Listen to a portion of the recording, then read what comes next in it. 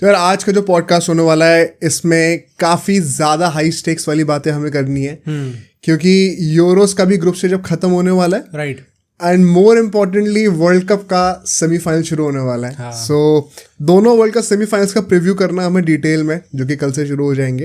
And euros में हम लोग को किसकी बात करनी है? फ्रांस वाले मैच की बात, फ्रांस की बात करनी है और क्रोएशिया के मैच की बात करनी है। क्रोएशिया इटली जो कि बहुत ही हार्ट ब्रेकिंग मैच था कई मैड्रिड फैंस के लिए।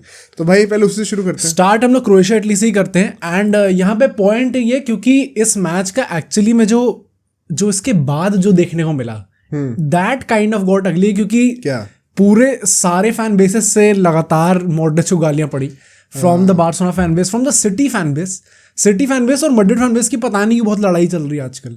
एंड हर बात पे मैड्रिड फैन बेस यही कहते हैं भाई स्टॉप फोर्सिंग राइवलरी, ऐसा कुछ नहीं है यहाँ पे। बट स्टार्टिंग में द मैच यहाँ पे क्रोएशिया 4-3 के साथ गई थी। वो भी तो था ना, मैं मेंशन करना भूल गया। मैं देखा था मॉड्रिच को मैन ऑफ द मैच का अवार्ड मिला है। हाँ, रोते हुए फोटो खींचा रहा था भाई, मेरे को समझ भी नहीं आई कैसे फोटो है। जो गोल्डन बूट का एम्बापे के साथ नहीं हुआ था, जो से फोटो नहीं उठा था, पर वो फिर भी ठीक था। ये तो ऐसा शौक वॉक पे भाई चाकू घोप दिया सल। हाँ, तो काफी सैड था वो। तो क्रोएशिया 4-3 के साथ गई थी as usual. Modric, Brozovic, Kovacic, Livakovic, अपना ग्वार्डियोल सब लोग खेल रहे थे। एंड इटली 3-5-2 के साथ गई थी। There was a change in formation, क्योंकि इससे पहले भी सौ कि इटली या तो 4-2-3-1 के साथ जा रही थी या सॉर्ट ऑफ 4-3-3 के साथ जा रही थी। बट यहाँ पे पहली बार हमें देखने को मिला कि इन लोगों ने एक थोड़ा डिफरेंट अप्रोच लाए। डोंट रियली गेट वाई, क्योंकि मतलब अभी हम लोग मैच डिस्कस करेंगे तो हो सकता है इन पर्सपेक्टिव हम समझ सकते हैं। ऑल आई स्टिल थिंक कि अगर वो उसी के साथ स्टिक करते तो मे बी इतना लेट जाता ही नहीं game. But now coming to the first half, यहाँ पे स्टार्टिंग से हम देखते हैं क्रोएशिया के बहुत ही ज़्यादा हैवी पोजीशन होता है। एंड स्टार्ट काफ़ी अच्छी भी करी थी क्रोएशिया ने इन दिस कैंपेन, जहाँ पे हमने देखा कि क्रोएशिया काफ़ी लैग कर रही है against all the big teams. हमने देखा है क्रोएशिया इज दैट टीम जो कि लग रहा है कि ये जल्दी इनफैक्ट बाहर हो भी गया, मतलब वो थर्ड प्लेस के साथ भी उनका चांस नहीं है अब। तो आई थिंक कंफर्म हो गया है। हाँ हो गया। बाकी थर्ड टीम्स कौन कौन जा सकती हैं उनका कंफर्म नहीं है, but Croatia is out of the equation क्योंकि 2 ही पॉइंट ले पाई है टोटल में। तो आई थिंक क्रोएशिया का देख के थोड़ा सैड है एकदम से डाउनफॉल, बट आई थिंक कहीं ना कहीं ये आना ही था because of the ageing superstars now. Point वही है कि अभी 2 साल पहले की बात है, 2 साल भी नहीं हुए, इनफैक्ट 1.5 साल हुआ है वर्ल्ड कप का, जब वर्ल्ड कप में लोग खेले थे, सेमीज तक पहुंचे थे। एंड तब भी ये डिबेट थी कि शायद 2018 में इनका एक पीक आ गया था एंड फिर वो नेशंस लीग में 1-2 साल हमें देखने को मिला। परहैप्स 2022 के वर्ल्ड कप में इतना अच्छा नहीं परफॉर्म करेंगे, बट दे सरप्राइज्ड एवरीवन, ठीक है। एंड हारे भी अर्जेंटीना से, जो कि अल्टीमेटली वर्ल्ड चैंपियंस बने थे। बट वहां से लेके अभी तक में इतना ज्यादा सिग्निफिकेंट डाउनफॉल की यूरोज, जो कि मतलब with all honesty world cup का कंपैरिजन है नहीं, यूरोज के ग्रुप स्टेज से बाहर हो रहे हो आप। ये भी एक डिबेटेबल चीज है कि अगर ग्रुप इतना मुश्किल नहीं होता तो शायद ये लोग इतना सफर भी ना करते। They were quite unlucky as well, but still don't you think कि थर्ड पोजीशन पे होकर भी एटलीस्ट क्वालिफाई तो कर जाना चाहिए था? वो भी नहीं हो रहा। आई थिंक पॉइंट वही है कि पहली बात तो ऑब्वियसली अनलकी रहे, सेकेंडली आई थिंक एक एज होती है, उसके बाद डाउनफॉल ना शायद थोड़ा स्टीप डिक्लाइन होती है। मतलब मॉड्रिच का हमने देखा 2022 तक ही वॉज मोर और लेस कमिंग इन, मतलब मोर और लेस स्टार्टर ही कह सकते हैं उसको एक तरीके से। ब्रोजोविच उस टाइम पे सऊदी नहीं गया था, so a lot of things have change. उसके बाद कोवाचिच उस टाइम पे स्टार्टर था सिटी में, अब तो बेंच पे रहता है। Do you think Modric not being started by Ancelotti for the whole season वो कहीं ना कहीं इफेक्ट करा है? आई थिंक डेफिनेटली करा है। एंड जिस प्लेयर को रेगुलरली मिनट्स मिल रहे होते हैं वो ऐसे नहीं खेलता। ऑल्दो इस मैच में ही played quite well, but overall अगर हम उसकी परफॉर्मेंस देखें it has not been good at all. तो आई थिंक थोड़ा तो इफेक्ट पड़ता ही है यार जब उसे गेम टाइम नहीं मिलता ना। बट एज आई सेड कि क्रोएशिया काफ़ी हैवी डोमिनेशन रखी हुई थी पोजीशन का, एंड स्टार्टिंग में एक वो इंटेंट भी दिखा था उनकी तरफ से जो कि थोड़ा लैक कर रहे थे लोग। हाउएवर आई थिंक पॉइंट वही था कि वो उस चीज़ को चांसेस में कन्वर्ट नहीं कर पा रहे थे, मतलब they were not able to create something from that position. And I think वही मेन प्रॉब्लम थी क्रोएशिया की, एंड वही मेन प्रॉब्लम रही है थ्रू आउट दिस टूर्नामेंट। ठीक है। एंड वही लग रहा था कि मतलब ये लोग जस्ट 1-2 स्टेप पीछे रह जा रहे हैं। As far as Italy is concern, उनका एक ही गेम प्लान था that we'll defend deep and then counter पे हम लोग हिट करेंगे इनको। हाउएवर काउंटर पे हिट करना था एंड यू डिडंट स्टार्ट किएजा, तो आई थिंक वो भी मुझे थोड़ा अजीब लगा। ऑल्दो लास्ट मैच में भी किएजा को जल्दी सब ऑफ कर दिया था, उतना अच्छा नहीं था। मुझे वही लगता है कि मतलब इतना ज्यादा भी रिएक्शनरी नहीं होना चाहिए। I will discuss this in France also, Griezmann को बेंच कर दिया था। हाँ, तो मुझे उसका भी देख के थोड़ा अजीब लगा. तो आई थिंक जो आपके मेन प्लेयर्स होते हैं, we all know Kane's is probably the only forward who is capable of scoring goals from अपना. बट बेंच करने का जैसे अभी डिमारिया भी नहीं खेला अर्जेंटीना के मैच में, तो अलग रीजन था. लेकिन डिमारिया का अलग रीजन है वही, मतलब इट इज नॉट बिकॉज कि परफॉर्म नहीं कर रहा. तो मतलब ग्रीजमैन का भी यही रीजन था कि वो अलग, मतलब कि वो रेस्ट दे रहे हैं फिर परफॉर्म नहीं कर रहे. नहीं, ग्रीजमैन का लास्ट गेम कुछ like probably one of his worst games ever रहा है, तो उसके चक्कर में शायद उसे बेंच करा गया. But as far as Italy is concerned, as a key drop deep, defend करो पीछे एंड देन काउंटर पे हिट करो उनको. And after an initial period of time I think Italy उसके मतलब उस प्लान को एग्जीक्यूट करने में काफी अच्छी भी थी. Like they started getting physical, midfield में दे स्टार्टेड आउट नंबरिंग, जो हमने देखा है क्रोएशिया के साथ. लास्ट मैच ऑल्सो भी डिस्कस किया कि क्रोएशिया को अगर आपको करना है, वैसी एजिंग सुपरस्टार्स है, क्वालिटी है बट एजिंग सुपरस्टार्स है, उसमें अगर आप थोड़ी फिजिकलिटी ले आते हो, जैसे 3-5-2 के फॉर्मेशन में 5 लोग आ जाते हैं, तो you get out number, you get out muscled. उसके चक्कर में they start losing the ball. And although I still think कि Croatia did well with the possession, but वही पॉइंट है कि कुछ चांसेस नहीं आए ना. इटली की तरफ से बहुत कुछ चांसेस आए थे इन द फर्स्ट हाफ. तो आई थिंक स्टार्टिंग में तो मेरा पूरा कंक्लूजन ये था कि this is a very boring game भाई साहब. आई वॉज वेरी पिस्ड ऑफ कि भाई क्या फिर से एक और बोरिंग गेम देखने को मिल रहा है. क्योंकि ऑफ इट ऑल्दो भाई I have to mention I was very happy कि मुझे उसके बाद अगले दिन जो है मेरे को इंग्लैंड का गेम देखने को नहीं मिला. वो सुना मैंने, वो उसमें फोटो एक फैन सो ही गया सही में, असली में भाई. That was a snooze fest. मतलब इतना गंदा गेम नहीं देखने को मिला. और एक वो भी है कि एम्बापे का पूरे ग्रुप स्टेज में जितना एक्सजी उसने क्रिएट करा है वो पूरी इंग्लैंड की टीम से ज्यादा. राइट. बहुत वियर्ड है. बट सेकंड हाफ पे आते हैं जहां पे हम लोग कुछ चेंजेस देखते हैं. क्रोएशिया अगेन स्टार्ट तो अच्छा करती है एंड लग रहा था कि थोड़े ज़्यादा रिजुविनेटेड फॉर्म में है, मतलब थोड़े ज़्यादा फ्रेश लग रहे थे in terms of creating chances as well. And इसके चक्कर में they also created a few chances जहाँ पे गोल मार सकते थे. बट वही बात है कि फिनिश नहीं कर पाए वो लोग चांस. एंड मॉड्रिच की भी आई think in the second half performance थोड़ी और अप हो गई थी, मतलब थोड़ी और ज़्यादा जान डाल के खेल रहा था, because qualification was on the line. अगर वो ड्रॉ भी होता तो भी लोग बाहर होते, हारते तो बाहर होते ही होते. They needed a win. And उसके चक्कर में हम लोग देखते हैं कि उन्हें पेनल्टी मिलती है. एंड यहाँ से ड्रामा स्टार्ट होता है. पेनल्टी मिलती है जब एक हैंडबॉल हो जाता है उनका, क्या कहते हैं, बहुत अपैरेंट है. हाँ, मतलब बहुत इजी हैंडबॉल था. आई वाज सरप्राइज कि तुरंत क्यों नहीं दी गई, वो बाद में दी गई थी. तो वो हैंडबॉल होता है एंड मॉड्रिच आता है पेनल्टी लेने एंड वो मिस कर देता है penalty. And was it a convincing penalty दो? आई थिंक पेनल्टी तो कन्विंसिंग थी क्योंकि वो एकदम टॉप राइट कॉर्नर में थी, सॉरी बॉटम राइट कॉर्नर में थी. तो आई थिंक वो I don't even think if it was exactly नहीं कॉर्नर में तो थी, वो तो मैं देखा था बाद में रिप्ले में. But it is Donnarumma had a great game and I think नहीं आई थिंक मतलब इटली के हिसाब से तो he has been having good games, but PSG के साथ बहुत गंदा रहा पीएसजी की तरफ से. But I think he did well saving that penalty.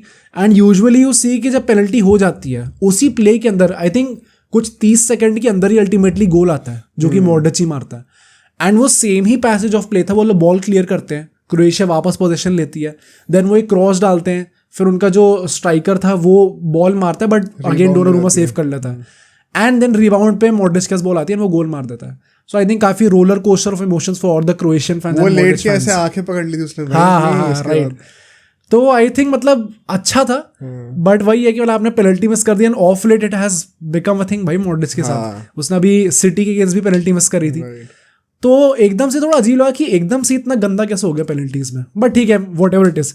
इसके चक्कर में क्रोएशिया का एक गोल आता है एंड इसके बाद आई थिंक जो क्रोएशिया करती है उसमें वो लोग मात खा गए. इसका ये लोग थोड़ा एक सेफ अप्रोच लेके आते हैं जहाँ पे लोग मॉड्रिच, ब्रोजोविच इन सबको सब आउट कर देते हैं एंड थोड़े डिफेंसिव मिडफील्डर्स लाते हैं. ऑल्दो कोई ब्लेम नहीं कर सकता मुझे लगता है इसमें, लॉजिकल थिंग वही थी. आई थिंक नहीं कर सकते, बट उसके बाद इटली ने जो अप्रोच चेंज करी है अपनी, मतलब इटली का तो ऐसा है कि मतलब we should be asking the manager, जो स्पेलेटिन का मैनेजर है, कि अगर ऐसे खिला सकते थे एक्चुअली में तो पहले क्यों नहीं खिला रहे थे. आई थिंक ये मॉड्रिच का गोल 60th मिनट के आसपास पहुंचा था. हाँ, तो काफी टाइम बचा हुआ था. वही तो मतलब आई वाज सरप्राइज कि मतलब फिर से मॉड्रिच को आपने पहले सब्स्टिट्यूट कर दिया एंड एकदम ही डिफेंसिव अप्रोच में ले गए, जबकि आपका second half as I said start अच्छा हुआ था एंड पोजीशन भी डोमिनेट कर रहे थे, तो कंट्रोल में यही लोग थे. बेचारे का लास्ट यूरो मैच हो सकता है अब तो है ही, मतलब I think it is confirmed only. But इसके बाद वी सॉ कि इटली ने एकदम अप्रोच चेंज करी and they starting putting out forwards, Chiesa वगैरह भी सब लोग बाहर आ गए थे. एंड उसके बाद जो उन लोगों ने गेम पलटा है भाई साहब, मतलब जिस लेवल का उन लोगों ने डोमिनेशन किया है. फर्स्ट हाफ में क्रोएशिया का पोजेशन, लेट मी चेक कितना था, 58% पोजेशन था. सेकेंड हाफ में up till this point Croatia का अराउंड 60% था एंड इटली ने एंड कराया मैच सेकेंड हाफ में 67 पोजेशन के साथ. मतलब वो 40 मिनट लोगों ने इतना मेकअप कर लिया उस चीज के लेके एंड इतना ज्यादा डोमिनेट करा, इस हद तक डोमिनेट करा कि इतने ज्यादा चेंज हो गए स्टैट्स। शॉट्स में भी इटली ने 7 शॉट लिए थे, क्रोएशिया ने 4 ही शॉट लिए थे।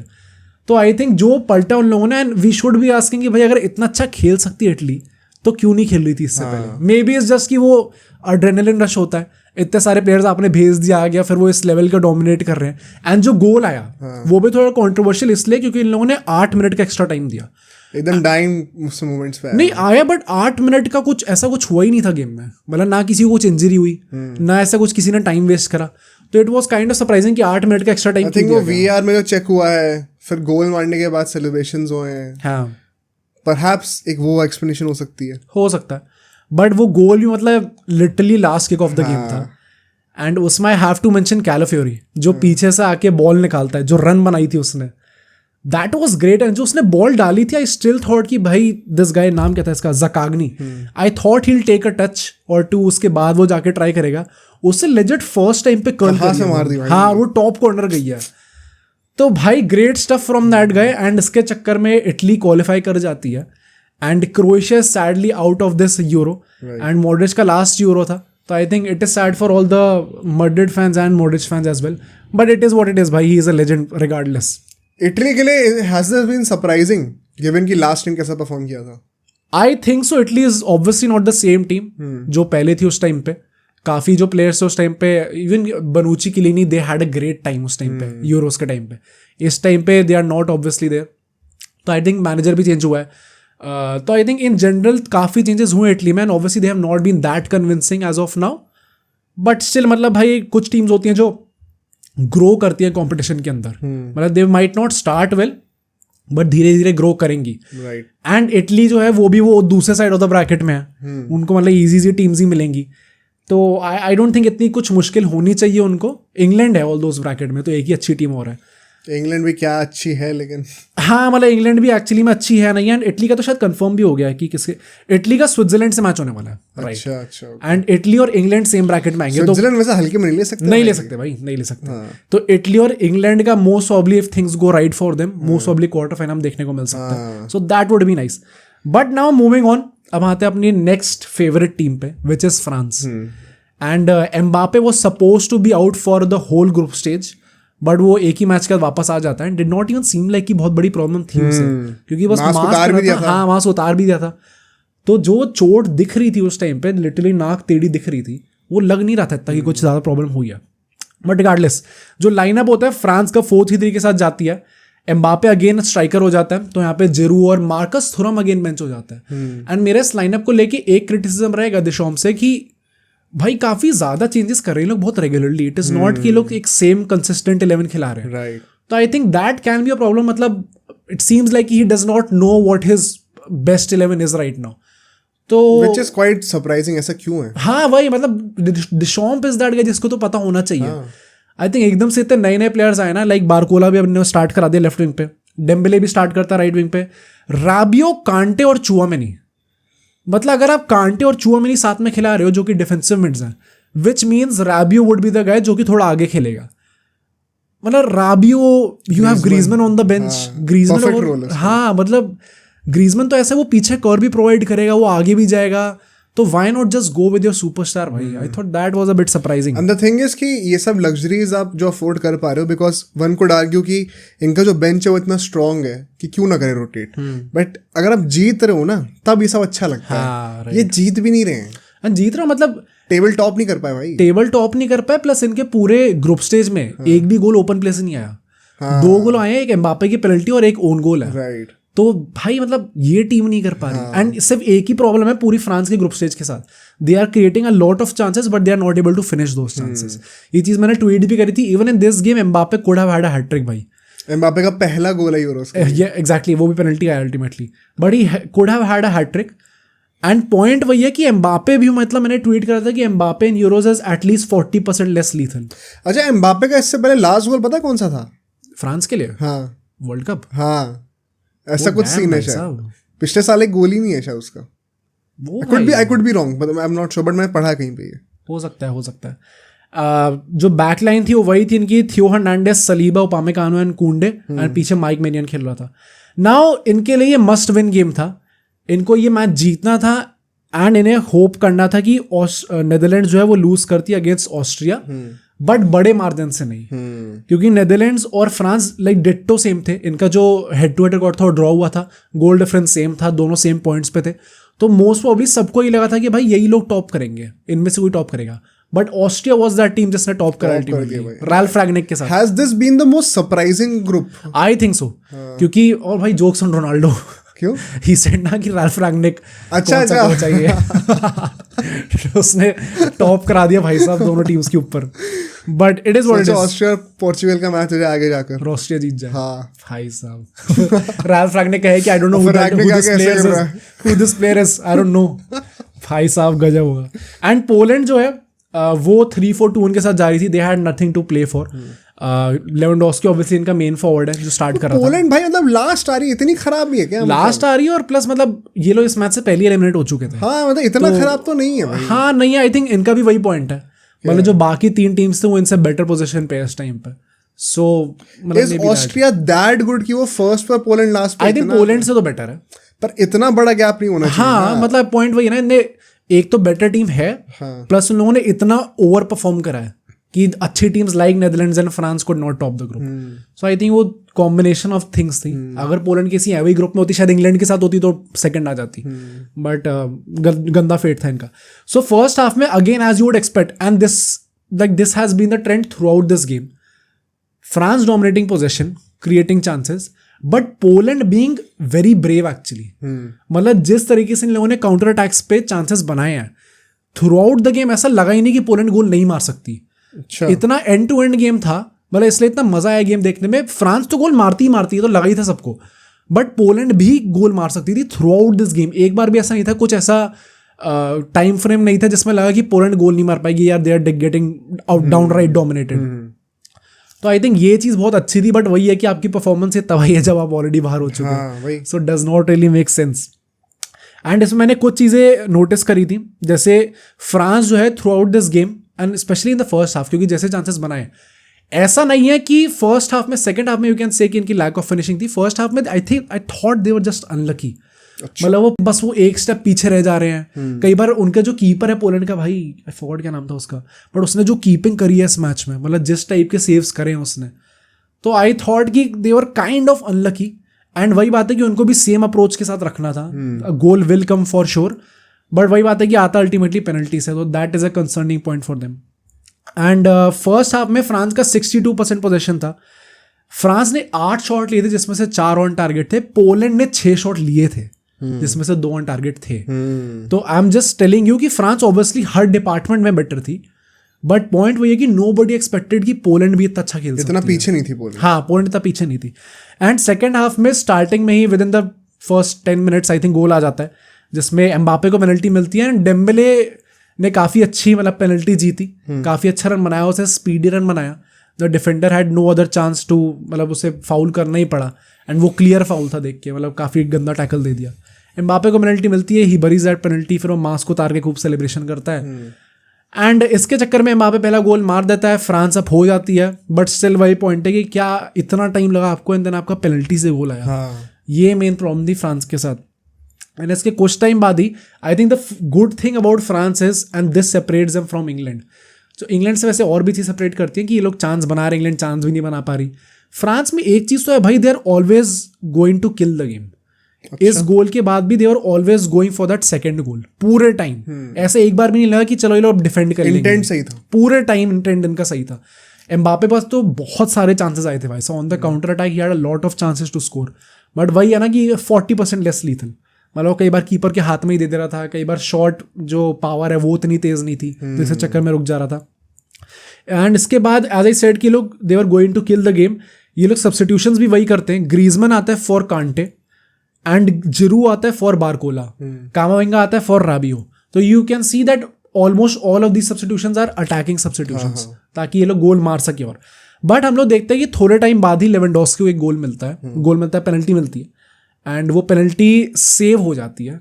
लेवेंडोव्स्की भाई मतलब थोड़ा डाइसी लगता है, मतलब कभी वो विश्वास नहीं आता उस पर कि पेनल्टी बार्सिलोना से भी उसका कुछ ऐसे मोमेंट्स रहे हैं। हाँ राइट, ऑल्दो वो बायर्न के टाइम पे बहुत अच्छा पेनल्टी टेकर था, बट सडनली कुछ हुआ है भाई। मॉडरिच की तरह हो रहा है सीन। हाँ राइट, तो इसमें पेनल्टी रुकती है, बट देन पता चलता है कि माइक मेनियन जो था वो अपनी लाइन से आगे आ गया था, सो पेनल्टी रीटेक होती है एंड देन वो लेजिट उसी कॉर्नर पे एकदम उधर ही मारता है एंड वो फिर गोल हो जाता है। कीपर गेस भी सही करता है बट वो गोल हो जाता है। तो आई थिंक सॉर्ट ऑफ थोड़ा लकी था भाई। अगर बाई चांस ऐसे में पनिंका ट्राई करना चाहिए, पता है, अल्टीमेट शिट हो सकता है हाँ। अगर ये चीज रुक जाती तो फिर जो गाली खाता लेवेंडोव्स्की। नहीं, क्योंकि ये मतलब ये मैं हवा में नहीं बोल रहा हूँ, ये एक्चुअली में अगर तुम देखो उसका लॉजिक, उसने बताया था, डिबाला ने भी तो बताया था वर्ल्ड कप फाइनल के टाइम पे, पता तुम्हें, कि एक बार मार देते सेव कर देते तो फिर एमी मार्टिनेज उसको बोला था, वो साइकोलॉजिस्ट से बातें करता है, तो उसने बताया था कि ये ट्रिक होती है कि अगर बंदे ने पहले स्कोर कर दिया है तो दूसरी बार हमेशा कीपर डाइव करेगा ही करेगा, कभी सीधा खड़ा नहीं होगा। ऑल्दो इस केस में वो रिलेवेंट नहीं है बिकॉज पहले तो डिसलॉय हो गया था एंड रोक भी ली गई थी, right, but you can play with the mind with the Panenka. I think ये पेनल्टीज में तो जेन्युइनली ये कीपर्स का होता है भाई, मतलब ये लोग आई थिंक सारे कीपर्स ही साइकोलॉजिस्ट से बात करते हैं हाँ, कि आपको क्या करना चाहिए एक्चुअली में। इवन जो सिटी अगेंस्ट जो पेनल्टी शूट आउट हुआ था उसमें केपा ने बताया था काफी अपने उसको क्या कहते हैं लूनेन को कि कौन सा प्लेयर कहाँ मारने वाला है, क्योंकि he had played with those players city के, तो उसे प्रीमियर लीग में खेलते थे, थोड़ा आइडिया था कौन कहाँ पे मारने वाला। उसने आई रिमेंबर उसने बर्नार्डो सिल्वा का बोला था ये, एंड उन्होंने एज अ टीम डिस्कस करा था कि हम लोग एक बंदे पे वो करेंगे, चांस लेंगे, that is Bernardo Silva, and वो सेव भी हुए अल्टीमेटली। सो भाई that's a good thing. And इसके बाद हम लोग देखते हैं कि लेवेंडोव्स्की एज आई सेड की गोल मार देता है एंड 1-1 के साथ ड्रॉ हो जाता है game. Again a very disappointing result for France, क्योंकि ये लोग एक ही गेम जीते हैं एंड वो गेम जीते भी ओन गोल की वजह से थे। इट्स नॉट लाइक कि बहुत प्रॉपर क्वालिटी डिफरेंस था, but there are few things that we have to talk about. इस गेम में फ्रांस ने जो फिनिशिंग वाला पॉइंट मैंने बोला, we can prove this with stats as well. 2 goals आए हैं पूरे टूर्नामेंट में अभी तक, एक ओन गोल था, एक पेनल्टी था। इस मैच के अंदर इनने 5 बिग चांसेस बनाए एंड 4 मिस करे, एक गोल आ गया अल्टीमेटली। तो पॉइंट वही है कि मतलब फिनिश नहीं कर पा रहे इवन विद दीज गाइज, मतलब एम्बापे के साथ आप फिनिश नहीं कर पा रहे, तो थोड़ा सरप्राइजिंग तो है वो। एंड ऑस्ट्रिया जो है वो अपना जो दूसरा गेम था, जो कि मेन जो जिसकी बात करनी चाहिए, ऑस्ट्रिया नेदरलैंड से 3-2 जीत जाती है। That was also very surprising भाई। एंड आई थिंक अगर वो गेम देखा होता मैंने, क्योंकि दोनों गेम्स साथ साथ चल रहे थे, तो एक गेम पर ज़्यादा फोकस करना पड़ा था, but that game was much more interesting. हाँ, वैन डाइक का मैंने सुना भी, उसने कहा कि आई don't have any explanation for what happened and I don't have any words कि कैसे परफॉर्म हमने ऐसे कर दिया। वैन डाइक को काफी क्रिटिसिज्म भी मिला है क्योंकि he has not been performing good of late with Netherlands, and Ronald Koeman को भी बहुत ज्यादा मिला है भाई कि मतलब क्या खिला रहा है। I am sure he will blame this on Barca वाले मीम्स आ रहे हैं। एंड इसके चलते ऑस्ट्रिया 6 पॉइंट के साथ टॉप करती है, फ्रांस विद 5 पॉइंट सेकंड, 6 अच्छा 2 जीती है। हाँ क्रेजी भाई। एंड नेदरलैंड्स 4 पे होती है, पोलैंड 1 पे फिनिश करती है। बट जिनको लग रहा है नेदरलैंड्स बाहर हो जाएगी, नेदरलैंड्स आएगी। जो थर्ड टीम्स आती हैं उनका जो टेबल बनता है जिसमें टॉप 4 क्वालिफाई करती हैं, उसमें सबसे टॉप पर नेदरलैंड्स ही है। तो nothing to worry about Netherlands, we will get to see them in the group stages. And जो मेन पॉइंट है वो ये है कि Spain Germany, by the way Germany का भी वो हो गया, मैंने अभी चेक करा, जर्मनी और डेनमार्क का मैच होने वाला है, so that is also going to be nice. But Germany, Spain, Portugal और फ्रांस, ये सब सेम ग्रुप में। पोर्चुगल आज अपना मैच जीती है ऑब्वियसली, मतलब कंफर्म तो है ही उनका, but most likely they will face Hungary in the round of 16, so that should not be a problem. But if things go right for France, they will face France in the round quarter final, तो वहां पे problem आएगी। And जो दूसरा bracket है उसमें भी अच्छा है, अगर जर्मनी जीत जाती है और स्पेन जीत जाती है तो जर्मनी स्पेन का हमें क्वार्टर फाइनल देखने को मिलेगा, सो वो भी एक्चुअली में तगड़ा मैच होगा, वो बहुत बढ़िया होगा, बहुत बढ़िया होगा। So I think that's it for Euros and वैसे मतलब जस्ट टू एंड दिस, इस टेबल से तुम्हारा मतलब क्या समरी रहेगी इसमें, ये फ्रांस वाले टेबल से? मतलब क्योंकि देखो फ्रांस का तुमने डिस्कस कर लिया डिटेल में, ऑस्ट्रिया का भी कर लिया, नेदरलैंड्स ने जिस तरीके से परफॉर्म करा है, थर्ड बेस्ट टीम्स में वो सबसे ऊपर है, but don't you think still they have under perform massively? Although de Jong वगैरह का भी जो सीन हुआ है उसके चलते फर्क तो पड़ा। आई थिंक डियोंग का सीन हुआ होगा, बट आई डोंट थिंक कि इतना डिफरेंस आ गया उससे कि मतलब आप इतना ही अंडर परफॉर्म कर गए, right. And I think France और नेदरलैंड्स को मैं स्टिल सेम ब्रैकेट में रखूंगा, like they are not much far apart. पहला गेम अच्छा गया था नेदरलैंड्स का, उसमें अच्छी परफॉर्मेंस, बट फ्रांस की क्वालिटी ऐसी है कि वो दे विल एंड होगी, राइट। आई थिंक नेदरलैंड्स ने अंडर परफॉर्म तो डेफिनेटली करा है, बट पॉइंट वही है कि यूरोस का ये हैक है कि आप थर्ड आके भी क्वालिफाई कर सकते हो। तो I think and once you get in the knockout stages, उसके बाद कौन सी टीम कहाँ जाएगी किसी को कुछ नहीं पता होता, कुछ भी हो सकता है। So I won't even be surprise अगर नेदरलैंड्स काफ़ी डीप तक जाती है इस टूर्नामेंट में भी। बट वही है भाई, आई थिंक जो भी टॉप टीम्स हैं इन जनरल, इंग्लैंड, पोर्चुगल का तो चलो मतलब क्या ही बोलो, ग्रुप बहुत इजी था। इंग्लैंड डेफिनेटली सबसे पहली टीम जो कि जिसने आई थिंक सबसे बोरिंग टीम रही है पूरे ग्रुप स्टेज की, सिंस उनके तीनों मैच खत्म हो चुके, तो आई कैन से दैट, क्योंकि अब तीनों मैच हो चुके हैं। भाई इतना बोरिंग चीज नहीं देखी मैंने। England is by far the worst top team right now in Euros, although उनका ग्रुप इतना, उनको जो ब्रैकेट इतना इजी मिल गया कि वो लोग आगे जा सकते हैं। बट हाँ भाई डेफिनेटली फ्रांस और नेदरलैंड्स ने भी अपना अंडर परफॉर्म करा है। अब जो पूरा ग्रुप स्टेज जब खत्म हो जाएगा ना, नेक्स्ट पॉडकास्ट में हम लोग पूरा ग्रुप स्टेज करेंगे, अच्छे से डिस्कस करेंगे सारी बड़ी टीम्स का। बट अभी वर्ल्ड कप की बातें करते हैं। And before jumping into both the semifinals, एक बार जरा यहाँ पे भी एक ओवरव्यू लेते हैं सुपर 8 स्टेज का। क्या तुम्हारी फीलिंग्स है सुपर 8 स्टेज की? पहली बात तो मैं वो बोल दूं, मैंने लास्ट पॉडकास्ट में कहा था कि अफगानिस्तान क्वालिफाई कर ले, किस तरीके से मैं हाथ जोड़ दूंगा। भाई मैं तो भाई तैयार हूँ, मुझे बहुत खुशी हो रही है कि अफगानिस्तान पहुंच गई। भाई you could genuinely make an argument कि this world cup has been one of the most surprising ones so far. हाँ डेफिनेटली, आई थिंक अगर मतलब आपको ओडीआई भी नहीं मानना, क्योंकि ऑब्वियसली उसकी प्रेस्टीज अलग होती है, T20 वर्ल्ड कप तो बाय फार भाई this has been the most surprising T20 World Cup ever, and that is the speciality of this tournament. इतना मजा इसलिए आ रहा है हमें देख के, मतलब teams like Afghanistan ultimately making it to the semi-finals. Who would have thought? First ever in their history.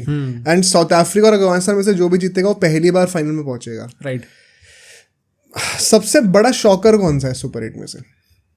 I think Australia बाहर होना डेफिनेटली, आई थिंक वही होगा। एंड मतलब कितना भी हो जाए, कितनी भी गंदी टीम हो ऑस्ट्रेलिया, स्पेसिफिकली जब मैंने ग्रुप में ऐसा मिल गया था, I am not with all due respect to Afghanistan, obviously they are a very good team, but like let's be honest, सब ने यही सोचा था कि ये अल्टीमेटली ऑस्ट्रेलिया और इंडिया ही क्वालिफाई करेंगे। हाँ अफगानिस्तान फाइट देगी, बट यही दो टीम्स क्वालिफाई करेंगी।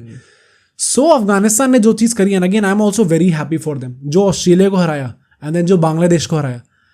ऑल्दो बांग्लादेश वाले में I wanted to ask you this, जो वो सीन हुआ एक्चुअली में, आई डोंट नो, जो वो गुलबदीन का हुआ है कि वो नाटक कर रहा था। हाँ नाटक ही कर रहा था, पक्का नाटक कर रहा था। अबे तुमने देखा नहीं क्या हुआ? उसमें वो कह रहे थे ना स्लो डाउन द गेम, और सब वो एकदम से इशारा करा, फिर वो ऐसे करके एक्नॉलेज करके गिरा है भाई पूरा, वो ऑब्वियसली वो पूरा नाटक था। उसमें मिचेल मार्श ने बोला है कि हम तो बहुत हंस रहे थे देख के, एंड हंसो भाई, बाहर भी हो गए, हंस लो, फिर देख कर हंस लो। तो यार देखो अफगानिस्तान का तो डेफिनेटली वो है ही शॉकर बहुत बड़ा। And in the same breath, I want to say Bangladesh. Just spending a couple of minutes on that team as well. मैंने ट्वीट भी करा है ये. I think they are fighting to be the dumbest team in world cricket right now. Right. एक पाकिस्तान है और एक ये है. हाँ. पाकिस्तान में कई लोग कुछ होंगे जो पाकिस्तानी व्यूज होंगे ऑफेंड भी हो जाएंगे, बट अगर तुम जेन्युइनली देखते हो अपनी टीम को, you would agree with me. जो टीम सिलेक्शन है, जो कप्तानी के चेंजेस हो रहे हैं, जो क्लाउनरी तुम्हारे प्रेसिडेंशियल बोर्ड पे है, जिस तरीके से तुम मिनोज से पिट रहे हो, it is a clown show, not even kidding. Pakistan is fighting to be the worst Asian team right now. Right. उसके साथ फाइट में है बांग्लादेश. ऑल्दो श्रीलंका बाहर हुई है and they are not playing well, but एक जो क्रिकेटिंग आईक्यू होता है ना, बेसिक क्रिकेटिंग आईक्यू, मुझे लगता है उसमें कमी है भाई बांग्लादेश में थोड़ी सी. क्योंकि बांग्लादेश को तुम्हें पता है एक टाइम पे वो बड़े आराम से जीत सकते थे क्वालिफाई करने के लिए. ओके. उनको कुछ ऐसा था कि 12-13 बॉलों पे 30 रन चाहिए थे. और उससे पहले भी जब मैच शुरू हुआ था, जब सेकंड इनिंग शुरू हुई थी, अफगानिस्तान का टोटल ज्यादा था नहीं. हाँ. तो उनको 10 रन पर ओवर की रन रेट से ही मारना था जीतने के लिए. 12-13 ओवर में गेम खत्म हो जाता अगर 10 रन पर ओवर से मारते और वो क्वालिफाई कर जाते. भाई मैच में एक ओवर में देख के ऐसा लगा कहीं पे कि वो उसके लिए खेल भी रहे. तो तुम लोग क्या पूरी राइवलरी सिर्फ इंडिया से ही होती है क्या?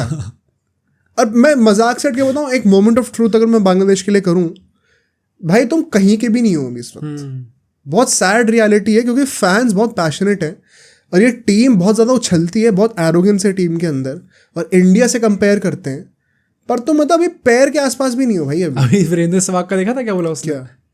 वो शो में था, किसी प्री मैच शो में, एंड साथ में एक और एक्स क्रिकेटर बैठा था, एंड वो गौरव कपूर जो वो बैठा था. क्रिकबज़ होगा. हाँ क्रिकबज़ था शायद. तो उसमें बांग्लादेश की प्रेडिक्शंस चल रही थी, इंडिया बांग्लादेश की मैच की. तो उसने कहा कि अरे कितना भी कर लो, है तो बांग्लादेशी, जीतना तो हम ही है. उसके बाद वो दोनों हंसने लगे, थोड़ा ऑकवर्ड स्माइल हो गई कि भाई ऐसे बोलना नहीं चाहिए. तो कहता कि पता तुम दोनों को भी है, पर तुम बोलोगे नहीं ये चीज़. तो भाई पॉइंट वही है कि उछलो उतना ही जितना तुम्हारे रिजल्ट भी दिखाएं. ठीक है, ये अच्छा नहीं लगता देखने में. एंड मैं तो अफगानिस्तान को सपोर्ट कर रहा था उस मैच में. But just for the sake of cricket you want to see ना कि दूसरी टीम, अबे दूसरी टीम जीतने के लिए खेल ही नहीं रही है क्या? तुम्हें खुद क्वालिफाई नहीं करना, तुम्हारा ऑब्जेक्टिव सिर्फ अफगानिस्तान को क्वालिफाई करने से रोकना नहीं है, तुम्हारा ऑब्जेक्टिव खुद क्वालिफाई करना भी है। तुम भूल गए थे क्या ये चीज? इतना बेवकूफ कोई टीम कैसे हो सकती है? मतलब this was blatant lack of cricketing IQ. मुझे लगता है यूएसए में भी इतना लैक ऑफ क्रिकेटिंग आईक्यू नहीं होगा। एंड ये चीज मैं बांग्लादेश से पहली बार नहीं देख रहा हूँ। इनका ऑब्सेशन पता है क्या होता है? इनके प्लेयर्स का भी, मतलब जस्ट इमेजिन अगर इंडियन प्लेयर को ऐसा कर दे कितनी हिट मिलेगी। इनके बड़े बड़े प्लेयर्स, वो होता था कि इंडिया हार गई किसी सेमीफाइनल फाइनल में तो वो टीवी पीछे लगा हुआ और वो सेल्फी खींच रहे, स्माइल करते हुए, सो हैप्पी कि इंडिया हार गया ऐसे। ये हरकतें तो तुम चिंदी हरकतें पता करते हो ना, तो तुम्हारी खुद की कोई वैल्यू नहीं है। तुम्हारी पूरा फेम दूसरे के फेलियर्स पे बेस्ड है। और आई थिंक कहीं ना कहीं ये टीम डिजर्व भी करती है। ये आज जो इनको दिख रहा है ना, ऐसा खेलोगे और ऐसे बिहेव करोगे तो यही होने वाला है। और ये चीज वही लोग पब्लिकली ज्यादा बोलते नहीं है, बट ये फैक्ट है। मतलब ऐसे हरकतें करोगे और ऐसे बदतमीजी करोगे तो भगवान तुम्हारे साथ यही करेंगे। तो I think fully deserved. I am pretty happy कि बांग्लादेश ऐसा हुआ है ये। बट अफगानिस्तान ने डेफिनेटली जो शॉक करके दिया है, I think right now there is no debate. हमने लास्ट ईयर में डिस्कस किया था कि they are the second best team in Asia definitely. हाँ, and you could also make an argument right now कि ये लोग धीरे धीरे West Indies, if South Africa को हराते हैं, साउथ अफ्रीका इन लोगों के भी लेवल पे आके उनको थोड़ा ऊपर ही लेके जाने वाले हैं। Want to say that, specially in the T20 format. मतलब ओडीआईज में ऑब्वियसली ओडीआई की बात नहीं कर रहे। हाँ, they still have long way to go, but T20s में तो जितनी डेंजरस लग रही है team of late, I think definitely ये क्या जा सकता है। जस्ट इमेजिन की बैटिंग लेना थोड़ी अच्छी होती, कहां से कहां पहुंच जाता। राइट। वेस्ट इंडीज के लिए क्या होगा दूसरे ग्रुप में? The shocking part was England, जो कि पूरे वर्ल्ड कप में कभी हार रही है कभी जीत रही है, it ended up becoming the first team to qualify for the semifinals and and होते होते फिर भी सेकंड भी फिनिश करें। राइट। इंग्लैंड का पूरा जो जर्नी रही है ना वर्ल्ड कप की, इट्स वेरी टॉप सीटर भी है, बहुत मतलब अनप्रेडिक्टेबल सा रहा है बहुत ज्यादा। And West Indies is not ending up qualifying despite being the home team. Despite, मुझे कहीं ना कहीं लगता है इन लोगों ने बॉटल भी करा थोड़ा बहुत साउथ अफ्रीका वाला मैच। मैंने ट्वीट भी किया था उसने, मैंने सुबह उठ के स्पेशली देखा था मैच कि स्टार्टिंग में तो ये दोनों ट्राई कर रहे थे कि एक दूसरे की हेल्प करी जाए जीतने के लिए। साउथ अफ्रीका वहाँ पे लड्डू कैचेस छोड़ रही है, ये लोग लड्डू कैचेस बना के दे रहे हैं। Right. It is pretty disappointing कि वेस्ट इंडीज इतना अच्छा गोल्डन चांस छोड़ दिया सेमीज में आने का। आई थिंक पॉइंट वो भी है, मतलब ये बात तो है ही in cricketing sense, but I think एक लार्जर पर्सपेक्टिव से देखें तो this was a very good chance to revive cricket in that country. क्योंकि सेमीज में जाते तो ऑब्वियसली थोड़ा ब्रॉड, लाइक जितने भी लोग हैं वहाँ पे सारे फैंस, वो सारे साथ आके यूनाइट होके सपोर्ट करते हैं इसको। But they missed out an opportunity, specially जब आप होम टीम हो, वहाँ पे खेला जा रहा है, you are more familiar with all these things with pitches and grounds, and you kind of bottled it against South Africa. So हाँ भाई, मतलब कह सकते हैं वेस्ट इंडीज का भी। यूएसए का तो था कि मैं सारे मैचेस हार रहे यहाँ पे आके। मैं पता है एक बहुत ही इंटरेस्टिंग थ्योरी शेयर करना चाहता हूँ। यूएसए जैसे अभी ना कई लोग कह रहे हैं कि यूएसए वगैरह ग्रुप स्टेज को क्लियर करके सुपर 8 में पहुंचे हैं और आगे जाके अगले वर्ल्ड कप में भी डायरेक्टली क्वालिफाई कर चुके हैं 2026 का जो होगा। And this is a great sign and they will also perform really well in the next world cup also. This is a great sign तक तो मैं अग्री करता हूँ। बट ये जो अगले वर्ल्ड कप में भी जो ये एसोसिएट टीम्स हैं ये उतना ही अच्छा परफॉर्म करेंगी जितना इस बार करा है। नहीं क्या मतलब आई थिंक मेरा पॉइंट ये है कि जो इस चीज़ को जो इतना अच्छा बनाया है, इस बार टूर्नामेंट इतना जो क्लोज गया है इन सारी छोटी टीम्स के बीच में, I think a big factor is the pitches. भाई तुम्हें कैसे बताइए? भाई थोड़ा तो आ गया है अभी। पॉइंट वही है कि जितनी पिचेस बॉलिंग फ्रेंडली होते जाएंगे ना, जितना लो स्कोरिंग होता जाएगा उतना ही एसोसिएट टीम्स गेम के अंदर आती रहेंगी। जहां तुम्हें पाटा विकेट मिल गई ना, वहां जो बेटर टीम है वो जीत जाएगी। मतलब अभी इंडिया में होना है ना नेक्स्ट, भाई इसीलिए कह रहा हूं। तो फिर हाँ वहां पे देख लेना, जब मैच ही वानखेड़े में होना है, चिन्ना स्वामी में होना है, बिछी फ्लैट पिचेस हैं, तो पिटोगे ना फिर। क्योंकि अगर आपको पता है कि अच्छे बैट्समैन भी एक बुरी पिच पे आउट हो सकते हैं, तो फिर वो बैटिंग डेप्थ, बैटिंग पेडिग्री वाला फैक्टर चला गया। फिर तो जो दूसरी टीम के जो मिनो टीम के बैट्समैन भी है उनको बहुत ज्यादा रन नहीं बनाने, then you have a chance, then you never know. जैसे कि इंडिया वर्सेस यूएसए के मैच में हुआ था। अगर इंडिया वर्सेस यूएसए का मैच एक फ्लैट पिच पे करा दिया इस वक्त, तो मैं लगता है यूएसए आसपास भी टेढ़ देगी एकदम, एग्जैक्ट, मतलब दूर में भी पीट रहा होगा फिर। तो ये एक फैक्ट है जो कि आई थिंक लोग पिचेस को बहुत क्रिटिसाइज कर रहे हैं, बट दे डोंट रियलाइज कि पिचेस के वजह से ही ये टूर्नामेंट इतना अच्छा भी हुआ है। तो वो डुअलिटी है पिचेस की बात करी जाए तो। And lastly South Africa and Australia. South Africa भाई सारे मैचेस लगातार जीते। India and South Africa the only teams that are unbeaten right now. ODI world cup के भी सेमीज में पहुंचे थे। ऑल्दो ओवरऑल नोशन बहुत अच्छा है नहीं टीम के साथ, लेकिन they have been performing quite decently in both the formats. उसके बारे में क्या कहना है? आई थिंक मेरा तो पॉइंट ये है कि चलो ओडीआई वर्ल्ड कप में जैसा हुआ एंड अल्टीमेटली आप बेटर टीम से हारे उधर भी. ये तो मतलब दिस इज अगेन ये बहुत मतलब अननेचुरल वे में, बहुत अनप्रेडिक्टेबल वे में इनका एक गोल्डन चांस बन गया अल्टीमेटली ट्रॉफी जीतने का. क्योंकि अगर आपको वेरी फ्रैंकली मतलब एंड वेरी मतलब ऑनेस्टली अगर आपको अफगानिस्तान मिल रही है in semifinals, as South Africa also you would fancy your chances कि भाई हम फाइनल्स पहुंच सकते हैं. एंड देन फाइनल्स में इट इज एनीवन्स गेम. तो मतलब दिस इज अगेन ये अनप्रेडिक्टेबल वे में. And I think for India also मतलब आई डिड नॉट एक्सपेक्ट कि इंडिया वैसे तब भी कह सकते हैं भाई अभी ऑस्ट्रेलिया इंग्लैंड फेस कर लिया है तो भी डिफिकल्ट है. But specifically for South Africa एक अनप्रेडिक्टेबल वे में इनको बहुत अच्छा चांस मिल गया है to end their trophy tour. तो I think it is a very good chance for them, but let's see क्या होता है. एंड ऑस्ट्रेलिया लास्ट वर्ड्स क्या, मतलब इतनी हाइप और 90% of the hype created by Indian fans only. I think मैं तभी ऑस्ट्रेलिया को ना एक्चुअली में उनके प्लेयर्स को भी मैं इतना कुछ क्रिटिसाइज कर भी नहीं, क्योंकि मुझे मेन नफरत और मेन प्रॉब्लम है ही इन लोगों से जो इंडियन लोगों ने जितनी हाइप क्रिएट करी है. मतलब मुझे सबसे पहला जो गुस्सा आया था वो तब आया था जब SRH में पैट कमिंस जो है वो कुछ प्रेस कॉन्फ्रेंस होल्ड कर रहा था एंड सारे रिपोर्टर्स कह रहे भाई ये करो हमें. अबे पागल हो गया भाई, तुम्हारे घर में वर्ल्ड कप जीता है वो और तुम्हें ही चुप कराया था, उसके तो उनसे वो करा रहे हो. एंड इन जनरल भी जो भी हाइप क्रिएट की, and I know a lot of people myself जिन लोगों ने हाइप क्रिएट करी है इतना ज़्यादा, तो I was very pissed off actually में. एंड फिर उसका जो मिचेल मार्श ने कमेंट बोला अगेन, वो भी मतलब भाई वो थोड़ा आदमी वैसा है, वो ऐसे बोलता रहता है थोड़े, तो I don't have much problem with it. But वही है भाई, मतलब जब ऐसी चीज़ें बोलते हो and you are not able to back it up, तो it is always a sweet thing भाई. एंड 2 लगातार T20 वर्ल्ड कप जहाँ पे वो सेमीज तक नहीं पहुंचे. राइट. सो T20 फॉर्मेट में it is alarming for Australia भाई. They have to relook into how they are performing. But now actually coming to the semifinals, सबसे पहले सेमीफाइनल की बात कर लेते हैं, अफगानिस्तान वर्सेस साउथ अफ्रीका. हाँ. इनिशियल तुम्हारे थॉट्स क्या है, क्या ये गेम एक्चुअली में क्लोज होने वाला है या फिर इतना क्लोज नहीं होगा? आई थिंक अफगानिस्तान इतना पास आ गई है तो दे हैव डेफिनेटली शोन कि भाई हम क्लोज तो लेके जाएंगे. I would be very surprise अगर ये बहुत वन साइडेड मैच होता है, क्योंकि अफगानिस्तान की forte is their bowling and South Africa की आई नो बैटिंग अच्छी है, बट वही है कि उनकी बैटिंग डेथ बहुत कम है. So if they are able to get some wickets quickly तो बहुत ही ज़्यादा टफ मैच हो सकता है एक्चुअली में. तो I do think I would be very surprise अगर ये मैच वन साइडेड होता है. मैं कुछ शॉकिंग चीज़ें ही बताऊंगा अभी. okay. पहले तो ऑफकोर्स पिच की बात कर लेते हैं, यहाँ पे कैसी पिच एक्सपेक्ट करी जाए. इस पिच पे यहाँ पे 4 गेम्स हुए हैं इस ग्राउंड के अंदर. T20 वर्ल्ड कप की बात करी जाए तो ये सारे जो गेम्स हुए नहीं अफगानिस्तान के ग्रुप के थे, अफगानिस्तान वेस्ट इंडीज न्यूजीलैंड वाला जो ग्रुप था. तो यहाँ पे जो 4 गेम्स हैं इसमें से सिर्फ एक ही ऐसा गेम था जिसमें दोनों टीम्स बड़ी हैं, एक वेस्ट इंडीज और न्यूजीलैंड वाला जो मैच हुआ था.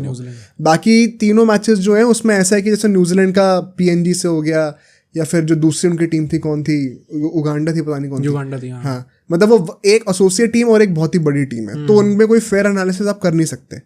एक ही ऐसा गेम था जहां पे दोनों टीम्स टक्कर की थी, वेस्ट इंडीज न्यूजीलैंड का. एंड चारों गेम्स का अगर आप पैटर्न देखो ना तो एक पैटर्न निकल के आ रहा है, it is not a high scoring game. Okay. And इसके वजह से मुझे लगता है कि अफगानिस्तान गेम में आ रही है. राइट. तो ये एक बहुत बड़ा कंक्लूजन हम ड्रॉ कर सकते हैं जितना हमें डेटाबेस यहाँ से मिला हुआ है. एंड आइडियली रात का गेम होने वाला है, you would want to chase. मुझे ऐसा लगता है दोनों टीम्स को पहले बैटिंग करनी चाहिए. Okay. Not depending on the conditions, दोनों टीम की स्ट्रेंथ्स को कंसिडर करते हुए. They lack batting depth, they lack that level of quality in batting perhaps. I think it is safer कि आप पहले बैटिंग करें, बिकॉज दोनों टीम की स्ट्रेंथ बॉलिंग है. You would want to back your strength in the second innings of the game. Okay. Final semifinal में वैसे भी अगर आप एक अच्छा टारगेट खड़ा कर दो पहले बैटिंग करके तो प्रेशर हमेशा रहता है. अगर एक हाई स्कोरिंग पिच होती तब तो मैं कहता कि चेज ही करना चाहिए. बट अगर एक लो स्कोरिंग पिच पे आपने डिसेंट टोटल खड़ा कर दिया फर्स्ट इनिंग्स पे, there is a lot of pressure on the chasing side. Pressure और plus South African pressure don't go well. Exactly. So हाँ वही इसीलिए. एंड प्लस अफगानिस्तान का भी फर्स्ट एक्सपीरियंस है सेमीज का, तो as good as they have been, this is the first time for them. I think it is the safer thing to आप batting पहले करो. Don't really depend on conditions. बहुत rarely मैं ऐसा बोलता हूँ, लेकिन ये वो वाला मैच है. As far as head to head record is concern, ये दोनों टीम्स वर्ल्ड कप में ही फेस करेंगे दूसरे को 2 बार. दोनों बार साउथ अफ्रीका जीती हुई है. सिर्फ 2 T20s का डेटाबेस है.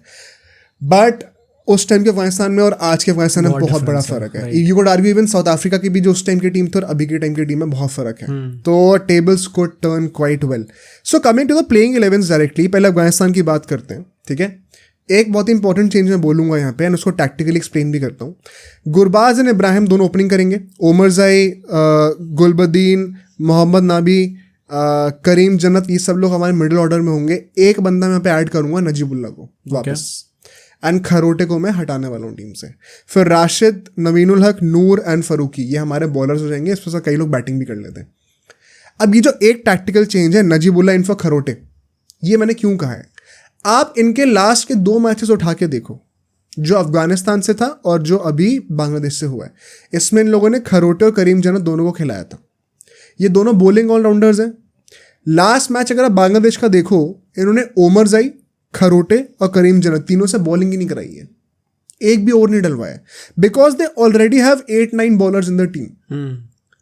तो अगर आपने इनको टीम में रखा हुआ है एज बॉलिंग ऑलराउंडर्स, ओमरजाई को तो हटा दो बट इन दोनों को स्पेसिफिकली, एंड ये लोग बॉलिंग भी नहीं कर रहे, तो इससे अच्छा बैटिंग में एक प्रॉपर बैट्समैन ले आओ ना. आपकी बैटिंग ऑलरेडी वीक है, आपके पास ऑलरेडी तो टॉप क्लास बॉलर्स हैं, नवीन, फरूकी, राशिद, नूर, नबी भी बॉलिंग कर लेता है, करीम जन्नत भी कर लेगा बॉलिंग, ओमरजाई बॉलिंग कर लेगा. तो why do you need somebody like Kharote right now? Might as well add a proper batsman. अपनी वीक स्पॉट को स्ट्रॉन्ग करो, which also liberates the top order batsman to play with more freedom, जो कि अभी बहुत लैक कर रहा है इस टीम के अंदर. राइट, आई थिंक ये बहुत ही इंपॉर्टेंट चेंज है जो कि ये लोग बहुत इजीली मिस आउट कर सकते हैं, but it could genuinely add a lot of value to the team अगर ये एक चेंज होता है तो. कि एक बॉलिंग ऑलराउंडर जो कि बॉलिंग कर भी नहीं रहा, उसकी जगह पे एक प्रॉपर बैट्समैन ले आओ मिडिल ऑर्डर में. मिडिल ऑर्डर वैसे भी इनका वीक पॉइंट है, बिकॉज फिक्स नहीं है, रोल्स डिफाइंड नहीं है, कभी ऊपर कोई बैटिंग कर रहा है, कभी नीचे कर रहा है. Might as well have one more batsman there. I think this could be a game changing twist if अगर ये लोग टीम में लेके आते हैं तो. स्ट्रेटेजिकली अगर मैं बैटिंग की बात करूं, बॉलिंग में तो कोई प्रॉब्लम नहीं है. क्या इनको फिर से वही अप्रोच रखना चाहिए जैसे इन लोगों ने ऑस्ट्रेलिया के अगेंस्ट रखा था, कि दे आर प्लेइंग डीप, बहुत ज़्यादा अग्रेसिवली नहीं खेल रहे? I think yes. Okay, once again बहुत रेयरली मैं ऐसा बोलता हूँ, बट क्योंकि पिच हाई स्कोरिंग नहीं होने वाली है, you don't really need to go all out and create a big total. South Africa के अगर आप एनालिसिस देखो throughout this world cup, apart from perhaps David Miller, कोई बहुत ज़्यादा कन्विंसिंगली कंसिस्टेंटली परफॉर्म करता हुआ आ नहीं रहा. राइट, मिडिल ऑर्डर की बात करूं तो, एंड मिडिल ऑर्डर यानसन के साथ खत्म हो जाता है. अब आप कहो केशव महाराज बैटिंग कर लेते तो करने को तो बहुत लोग कर लेते हैं. ऐसे में देयर हैव बीन इंस्टेंसेस जहां पे इनका बहुत गंदा कोलैप्स हुआ है और ये लोग जस्ट मैच जीते हैं, चाहे वो नेपाल वाला कह लो, चाहे वो नेदरलैंड्स वाला कह लो, even right now with USA match काफी हद तक फंसा हुआ था. They have a habit of collapsing and then just somehow managing to win because एक मिडिल ऑर्डर का बैट्समैन चल जाता है. तो don't expect a big total from South Africa. And ऐसे में you can afford to play deep. Plus एक extra batsman होगा तो तुम्हें थोड़ी सी सिक्योरिटी भी मिल जाएगी. आई थिंक ये प्रेशर वाला पॉइंट तो एक्चुअली में ऐसा है क्योंकि अफगानिस्तान अगर लो स्कोरिंग पिच है एंड उसमें ऐसे 120, 130, 140 भी बना देती है, तो in group stage also we saw भाई कि जो लो स्कोरिंग मैचेस हमने देखे उसमें अगर 120, 130 बन जा रहे थे तो एक्चुअली प्रेशर लग रहा था भाई कि ये इतना कैसे बनाएंगे इस पिच पे. और मेन बात वही ना, पिच ही वैसी है. अगर पिच होती 180, 190 वाली तो होता कि नहीं भाई आप नहीं रेस्ट कर सकते, आपको मारना पड़ेगा. अगर आपको पता है कि 130, 140 भी पावर स्कोर हो सकता है तो आप खेलो ना फिर अपना आराम से, फिर कोई टेंशन ही नहीं है फिर तो. And so now coming to South Africa, इनकी टीम क्या होनी चाहिए? Quinton de Kock and Hendricks opening करेंगे, Markram the captain one down पे आएगा, स्टब्स एट नंबर 4, इनको नीचे भी कर सकते हैं, थोड़ा सा रोल मुझे इनका अनक्लियर लगता है हमेशा. फिर Klaasen, David Miller and Janssen, ये हमारे मिडिल ऑर्डर फॉर्म करेंगे. अब बॉलर्स की बात करें, रबाडिया, नोकिया, ये दोनों तो स्टार्ट करेंगे. केशव महाराज स्टार्ट करेगा फॉर श्योर. अब क्वेश्चन है बाटमैन को स्टार्ट कराना है या फिर शम्सी को स्टार्ट कराना है. जो लास्ट मैच खेले हैं ये लोग, उसमें शम्सी ने 3 विकेट लिए हैं वेस्ट इंडीज के अगेंस्ट. आई थिंक उसके बाद बेंच करना बहुत मुश्किल है. राइट. प्लस अगर एक विकेट थोड़ी टैकी डाइसी विकेट है, स्टिकी विकेट है, जैसी हम एक्सपेक्ट कर सकते हैं परहैप्स, तो शम्सी भी गेम के अंदर आ सकता है. Baartman is not that kind of a guy जो कि स्लो डिलीवरी, कटर्स को यूज करके, variation of pace and bounce को यूज करके पिच को एक्सप्लॉइट कर पाए. जब एक्सप्रेस पेस होगी तब तो बड़ा अच्छा चलेगा वो, जैसे कि अपने न्यूयॉर्क वाले मैचेस में वो चल रहा था. यहाँ पे perhaps he is not the best guy, which is why he was not played in the last game also. So I think I am leaning towards Shamsi right now in saying that एक जो point consider करने के लिए होगा वो ये है कि अफगानिस्तानी बैट्समैन नूर अहमद और राशिद खान को रोज नेट्स पे खेलते हैं. ओके. दोनों लेग स्पिनर्स हैं एंड नूर अहमद एक लेफ्ट आर्म चाइना में नहीं है. तो क्या शम्जी इतना बड़ा कोई इम्पैक्ट क्रिएट कर पाएगा अभी? इजंट इट बेटर कि अगर हम लोग एक प्रॉपर एक्सप्रेस वे वाला बॉलर लेके आए जो कि बाउंसर मार के बैट्समैन को आउट कर सके?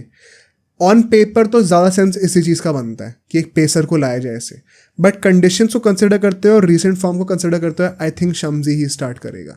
It could be a game changing selection once again.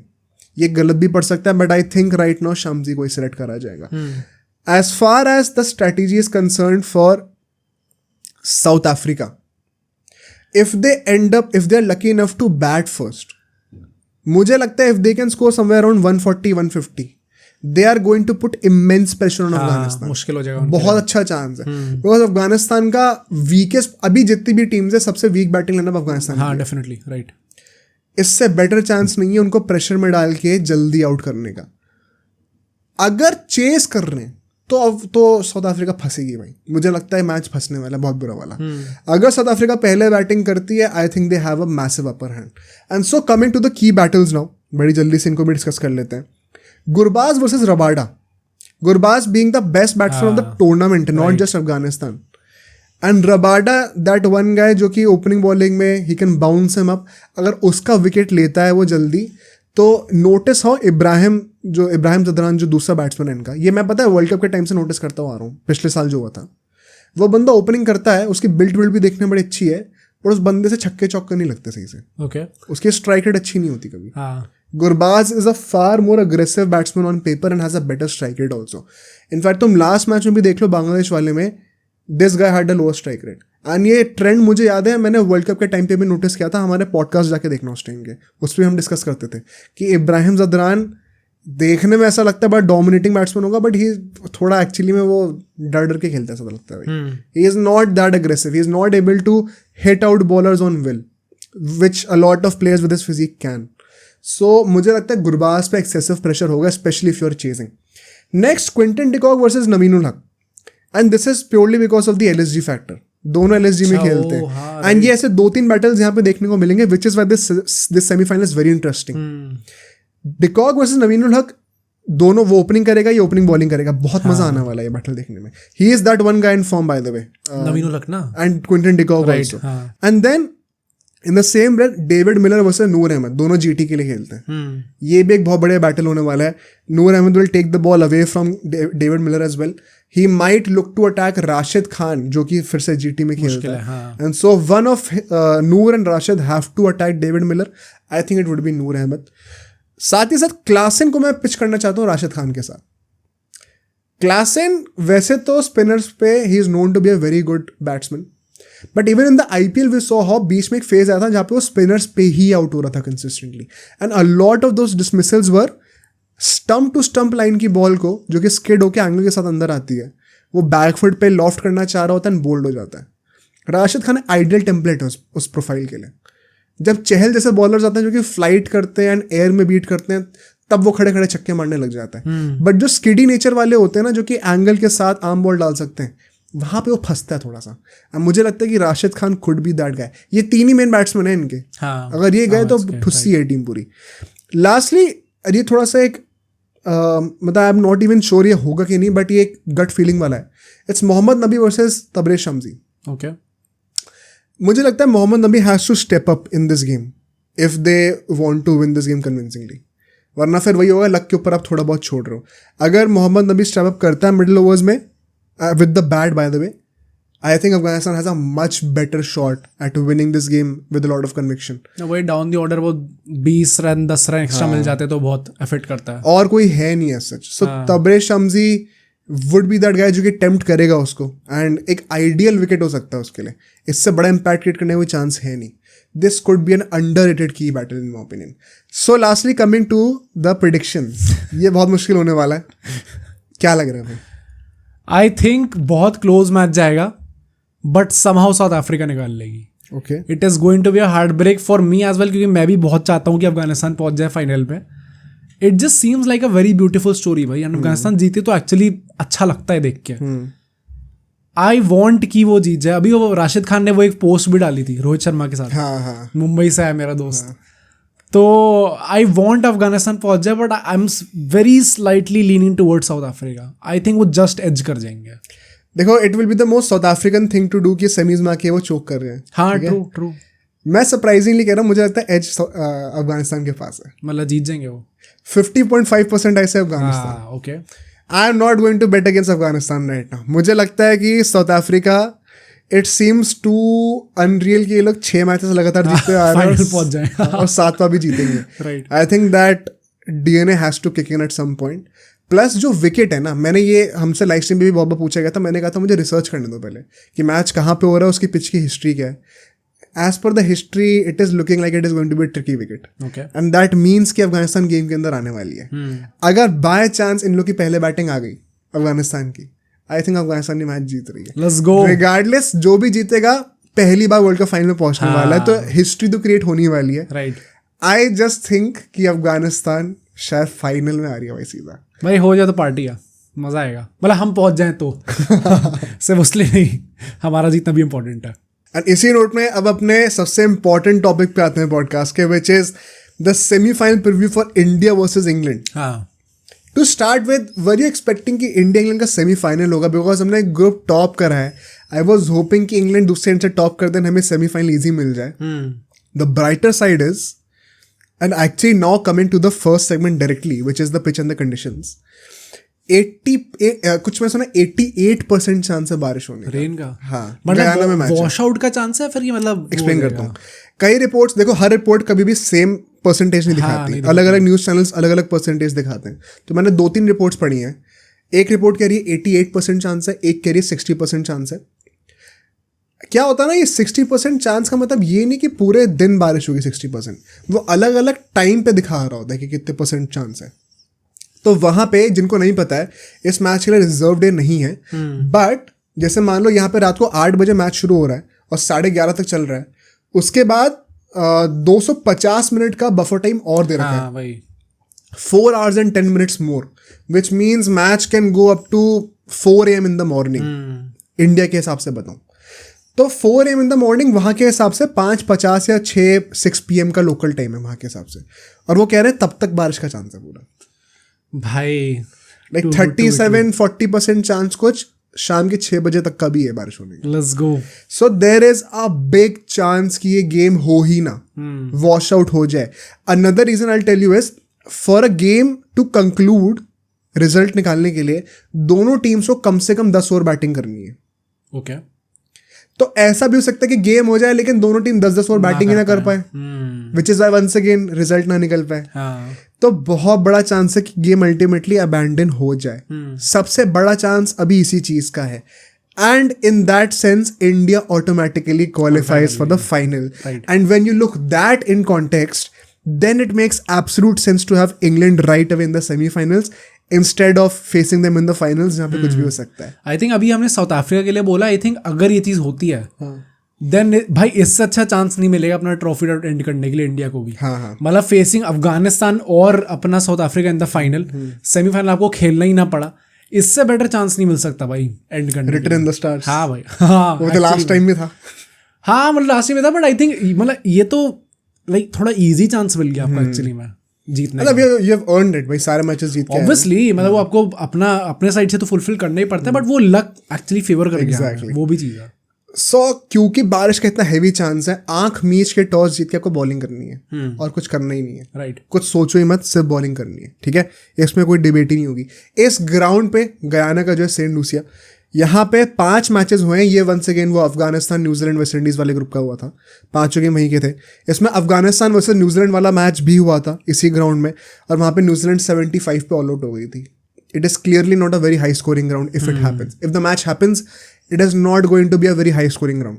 Considering both the teams, I think 140-150 could be actually a good score. Okay. Considering एक सेमीफाइनल भी है तो वैसे भी स्कोर्स थोड़े कम ही बनते हैं.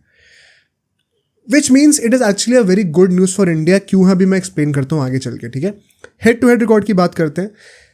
23 टाइम्स इन दोनों के बीच में T20s हुए हैं, 12 बार इंडिया जीती है, 11 बार इंग्लैंड जीती है, भाई बहुत क्लोज है। Right in fact to take it even closer, T20 world cups में 4 बार खेले, 2 बार इंडिया 2 बार इंग्लैंड। भाई तो it is literally neck to neck. Australia के ऊपर भी इंडिया का बहुत बेटर रिकॉर्ड है, हमने लास्ट टाइम डिस्कस किया था। इंग्लैंड से it is literally neck to neck in T20s। कोई बड़ी बात नहीं है कि अगर मैच होता, अच्छी जगह पे होता, तो इंग्लैंड निकाल भी लेती, बट क्या ऐसा होगा अभी डिस्कस करते हैं उसको। Let's come to the playing 11s। England की बात करते हैं, पहले तुम भी बताना कोई चेंजेस नहीं होता। सॉल्ट एंड बटलर ओपनिंग करेंगे of course. Bairstow now that he has performed, I think वो भी खेलेगा ही। मोइन अली एट नंबर 4 इन्होंने लास्ट मैच में करा था, इट वाज नाइस टू सी, वो वहीं पे बैटिंग करेगा, दे हैव रियलाइज दैट। फिर हैरी ब्रूक एंड लिविंगस्टोन हमारा मिडिल ऑर्डर फॉर्म करेंगे। सैम करन एंड आर्चर ये हमारे बैटिंग डेप्थ को ऐड करने के लिए नंबर 8 तक बढ़ा रहे हैं। उसके बाद आदिल रशीद होगा, वो भी बैटिंग कर ही लेता है। लास्टली टॉपली तो खेलेगा ही। अब क्रिस जॉर्डन और वुड के बीच में, मार्क वुड के बीच में चॉइस है। क्रिस जॉर्डन ने हैट्रिक लिया। मैं फिर भी कह रहा हूँ, देखो मैं एज एन इंडियन चाहता हूँ क्रिस जॉर्डन खेले। अगर मैं न्यूट्रल होके प्रीव्यू कर रहा हूँ इस मैच का, I think England would be missing a trick if they don't play Mark Wood. Okay, मुझे तो नहीं लगता कि क्रिस जॉर्डन को खिलाना चाहिए। मतलब वन ऑफ गेम था भाई, मतलब वही ना, मैंने कहा था कि एक घड़ी जो कि गलत टाइम दिखा रही है, वो भी दिन में 2 बार तो सही टाइम दिखाती है। राइट, तो वो कभी ना कभी तो, और यूएसए थी भाई, let's be honest. So Reece Topley तो रहेगा ही रहेगा। The choice is between Mark Wood and Chris Jordan. बाकी पूरी टीम सेम रहने वाली है for sure. I think you should go with Mark Wood. ज़्यादा टेम्प्ट होकर आप क्रिस जॉर्डन को खिला दोगे, मुझे लगता नहीं सेंस है। But in saying that they will most probably go with Chris Jordan, there is a big chance that they actually will. Strategically speaking, क्योंकि ये विकेट बहुत हाई स्कोरिंग नहीं होने वाला है, and the wicket could be sticky because बारिश हो रही है, मॉइस्चर होगा, डैम्पनेस होगी। Moeen Ali and Livingstone could have a big role to play with the ball as the second spinner. Adil Rashid के साथ स्पिन पे अगर आपको बाय चांस पिच ऐसी निकलती है जहाँ पे आपको स्पिन से ज़्यादा ओवर्स करवाने पड़ रहे हैं, वहाँ पे फिर आपको लिविंगस्टोन और मोइन अली का रोल बहुत बढ़ाना पड़ेगा। And I think this is one of the biggest issues with this England team right now, कि अगर आप इंडिया जैसी टीम के अगेंस्ट ऐसी पिचेस पे खेल रहे हो, ये आपका एक बहुत बड़ा इशू है, जो कि हमने वर्ल्ड कप शुरू होने से पहले भी जब स्क्वाड एनालिसिस करी थी तो हमने इंग्लैंड के बारे में डिस्कस करा था। कैसे they don't really have spinners in the team apart from Adil Rashid, बाकी सारे पार्ट टाइमर्स हैं। This could finally be the day जहाँ पे वो इशू इनको दिखता हुआ नजर आए पूरा। Coming to India, once again बहुत ज़्यादा चेंजेस होंगे नहीं। Right, any change that you expecting? I don't think so, कोई भी चेंज होना चाहिए। एज यू सेड कि ये जो पिच है थोड़ी स्टिकी हो सकती है, स्पिनर से काम आ सकता है, तो again does not make any sense to start Siraj और कुलदीप ऑब्वियसली। यहाँ पे भी कुलदीप यादव स्टार्ट कर, एंड आई थिंक ये हमने प्रीवियस पॉडकास्ट में भी काफ़ी बार डिस्कस करा है कि at this point of time सिर्फ एक ही चेंज हो सकता है, which is Siraj for Kuldeep Yadav. I don't think और कोई चेंज होना भी चाहिए, एंड अब तो मतलब दुबे ने परफॉर्म भी कर दिया, so can't really raise questions. बताता हूँ कुलदीप यादव क्यों खेलना चाहिए, बताता हूँ। Because the other argument is, अगर इतनी बारिश हो रही है तो हवा में मॉइस्चर भी होगा, बॉल स्विंग और सीम भी करेगी, एंड सिराज तो है ही वैसा बॉलर, तो उसको क्यों ना खिलाया जाए, बॉल निप करती है उसकी बहुत ज़्यादा। It is a fair argument, and I think अगर यहाँ पे आप एक पेसर खिलाना चाहते हो, I can understand why. Okay, but Kuldeep Yadav still starts, you know why? Because मुझे स्पेसिफिकली याद है, हमने लास्ट टाइम जब वर्ल्ड कप हुआ था, हमने वीडियो बनाई थी उस टाइम पे, एंड हमने प्रीव्यू करा था मैच को, सेमीफाइनल को, इंडिया इंग्लैंड का, एंड हमने कहा था how Chahal must start, and Chahal ने पूरे वर्ल्ड कप पे गेम नहीं खेला था, and I could not understand why Chahal did not play that game. England batsman have a genuine issue with leg spinners. Okay, wrist spinners को ये लोग नहीं खेल पाते। हमने आईपीएल में भी ये चीज़ देखी है भाई, सब भूल जाओ, भी आईपीएल ही देख लो, these guys can not play leg spinners. और उससे पहले जाना, अभी टेस्ट सीरीज हुई है, कुलदीप यादव की परफॉर्मेंस देखना। हाँ, right, I think Kuldeep Yadav starts just because of that. इन लोग को लेग स्पिनर देख के ना, इनके हाव भाव थोड़े आउट ऑफ वो नेचर हो जाते हैं। आई जेन्युइनली फिर हमें दोबारा वो मिस्टेक रिपीट नहीं करनी चाहिए। A leg spinner has to play and it has to be Kuldeep Yadav. Okay, the second temptation would be कि जडेजा को हटा दो एंड चहल को भी खिला लो, फिर 2 लेग स्पिनर से खिला लो। बहुत रिस्की है यार। 2 रीजन है कि क्यों नहीं होगा। सबसे जो हम लोग पूरे वर्ल्ड कप बोलते आ रहे हैं, विच इज की बैटिंग डेप्थ चाहिए, वो चाहिए ही चाहिए, specially against a team like England. Secondly, you don't want to have too many wrist spinners also, because बारिश होगी, आउटफील्ड गीली होगी, बॉल स्लिप करेगी हाथ से, फुल टॉस से बहुत आ सकती है। कुलदीप यादव और चहल में यही फर्क है। Kuldeep Yadav is not much quicker through the air, he grips the ball much better. Chahal is that guy जो कि हवा में बीट करना जानता है, दिमाग से खेलता है। उसका एक डाउन साइड क्या होता है, ऐसे जो भी मतलब चहल की कोई डाउनफॉल नहीं है इसमें, इस नेचर ऑफ बॉलर्स के साथ ऐसा होता है रन भी बॉल गीली होगी तो रन भी खाओगे, you don't want that, which is why 2 finger spinners होना along with the X factor wrist spinner is the ideal combination. Okay. Bat in depth होना जरूरी इसीलिए बिकॉज अब आप इंग्लैंड के अगेंस्ट खेलो, यहाँ पे तो चाहिए। हाँ. And once again Rohit Sharma ने ऑस्ट्रेलिया के अगेंस्ट वैसी बैटिंग क्यों करी, विराट कोहली जल्दी आउट हो गया था क्योंकि डेप्थ बहुत थी। राइट. सिंपल लॉजिक है, 2 महीने हो गए, अब समझ में आ जाना चाहिए लोगों को। सो आई थिंक कोई चेंजेस नहीं होने चाहिए। Strategically do you have anything to say कि क्या आप एक्सपेक्ट कर रहे हैं इंडिया से, क्या अप्रोच? आई थिंक वही है जो हम अभी तक एक्सपेक्ट करते आ रहे हैं। They will go with the same intent. इस टूर्नामेंट में दे हैव शोन कि रिगार्डलेस कैसा भी मैच चल रहा हो, they are going to go with that intent and they won't compromise on that. I think last match सबसे बड़ा हाईलाइट हाँ, मतलब सबसे बड़ा हाईलाइट था। मतलब आई थिंक इन जनरल सारे प्लेयर्स का यही है। The reason why Virat Kohli भी अल्टीमेटली गॉट आउट जाके, इससे पहले जब वो 37 मारे थे उसमें भी वो स्टेप आउट करके मारने जा रहा था, बोल्ड हो गया था। Clearly means that every player, सब मतलब everybody is on the same page about this, that they will go with this intent. पता है विराट कोहली को कितना भी क्रिटिसाइज कर लो, this is what I appreciate about him, that he has bought into the ideology. हाँ, and right. this was pretty clear जब वो अफगानिस्तान वाली सीरीज हुई थी।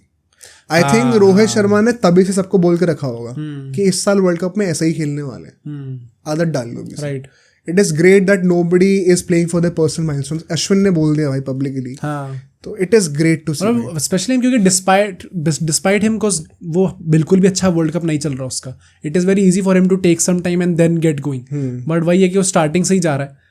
तो I think specifically for Virat Kohli this is going to be a huge game, क्योंकि as we discuss before also कि 2 ही अब मैचेस बचे हैं and it is highly unlikely कि उसके पूरे टूर्नामेंट में एक भी अच्छा मैच ना आए, एक भी 15 आए।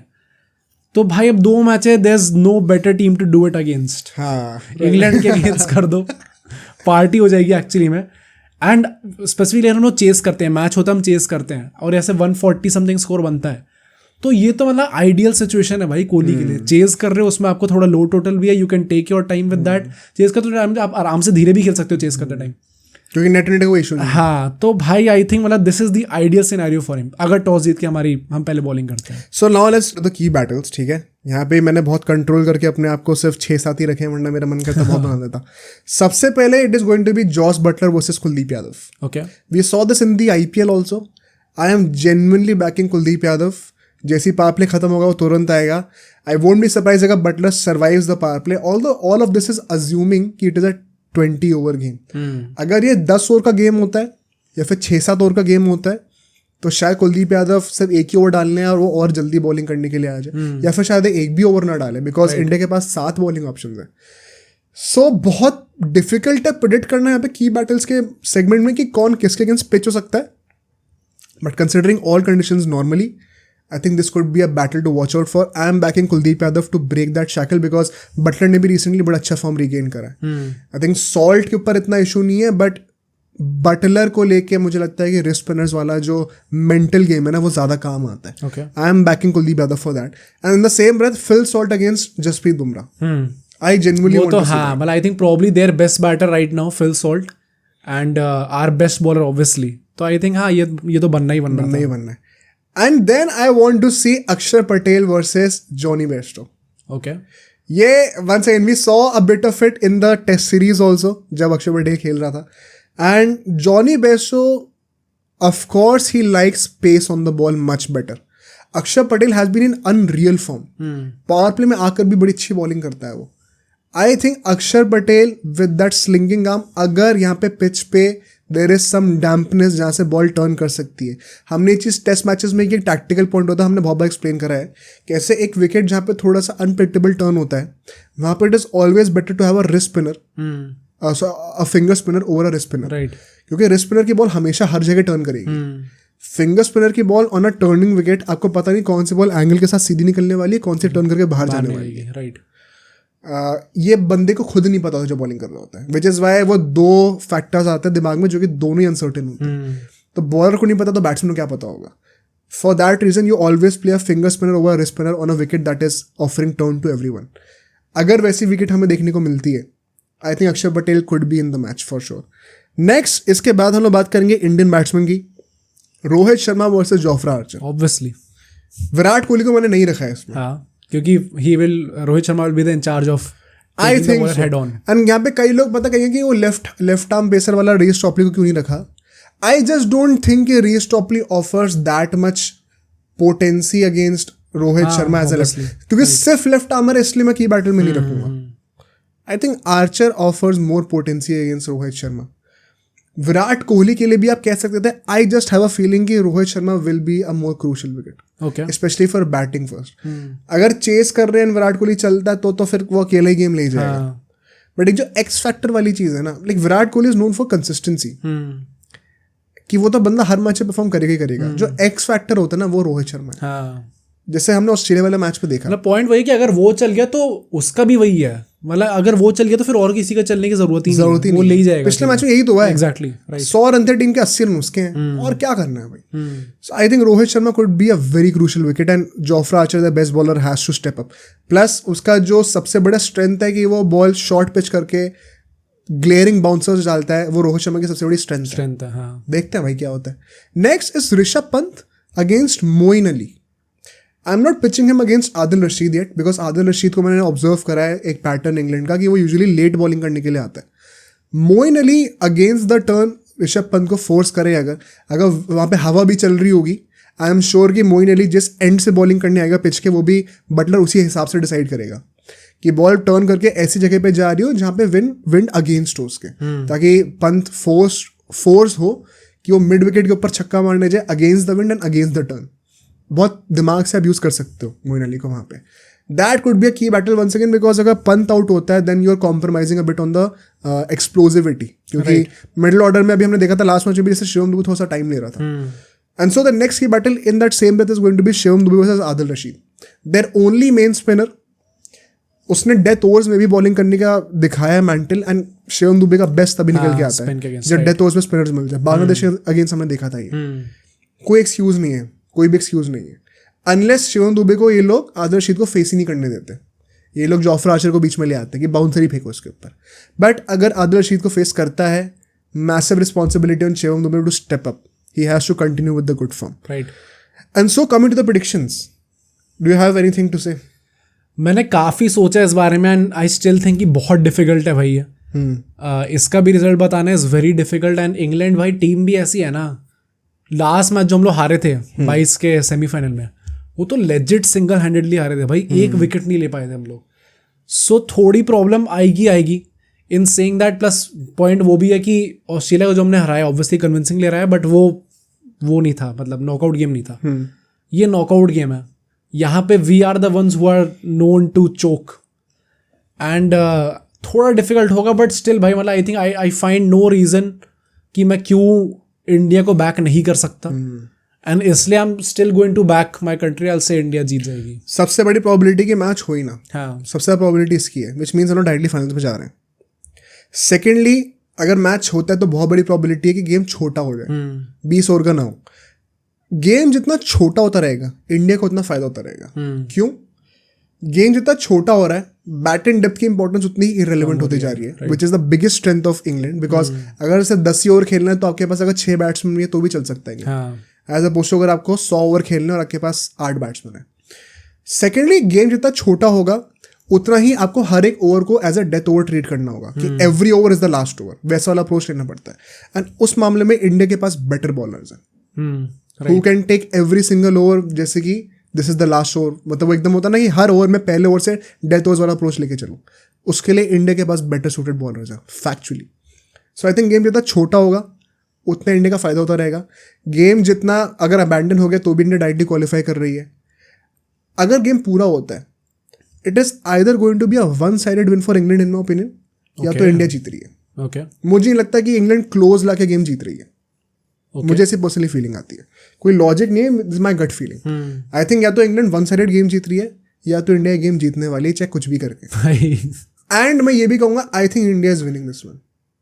मतलब पक्का मुझे लगता है कि इंडिया जीत रही है. सेम. मतलब मुझे भी लगता है कि भाई अल्लाह ऐसा कुछ रीजन है नहीं भाई अगेंस्ट बोलने का. ये मैं यही बोलने वाला था. मैं ये बोलूंगा लॉजिकली इस गेम में फेवरेट्स इंडिया है. हम लोग अनबीटन रहे हैं. इंग्लैंड 2 बहुत बड़े मैचेस हारी है, साउथ अफ्रीका और ऑस्ट्रेलिया से. बहुत टिप्सी टर्वी उनका पूरा टूर्नामेंट रहा है. तो फेवरेट टीम कौन होगी या तो पिच भी वैसी है जो कि इंडियन बॉलर्स को सपोर्ट करेगी, राइट। कंडीशंस, फॉर्म, हर चीज को ले लो, इंडिया इज द फेवरेट्स। कई लोग यहाँ पे ड्रामा करेंगे कमेंट्स में आके कि चोकर है। मेरा ये कहना कि इंडिया इज द फेवरेट्स, ये मेरा बायसनेस नहीं है, ये इसको तुम गलत तरीके से देख रहे हो।